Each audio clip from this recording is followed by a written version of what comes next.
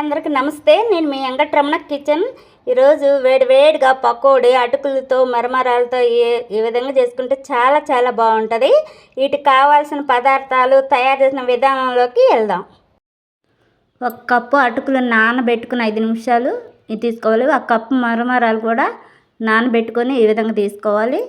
2 చెంచాలు మైదా పిండి, 3 చెంచాలు శనగపిండి వేసుకున్న తర్వాత 1/2 చెంచా పసుపు, 1 చెంచా గరం మసాలా, 1 చెంచా కారం, 2 చెంచాలు జీలకర్ర వేసేసుకుని కట్ చేసుకున్న ఉల్లిపాయ ముక్కలు, పచ్చిమిరకాయ ముక్కలు వేసేసుకొని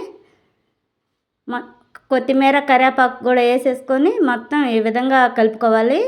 వాటర్ అయితే వేసుకునే పని లేదు, సరిపోతే వేసుకోవాలి. ఎందుకంటే ఆ నానబెట్టిన అటుకుల్లోనే నీళ్లు ఉంటాయి.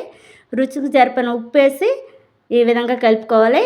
ఇక పై మీద కళాయి పెట్టి ఈ విధంగా పకోడీ వేసుకోవాలి. రెండోసారి కూడా ఈ విధంగా వేసుకోవాలి.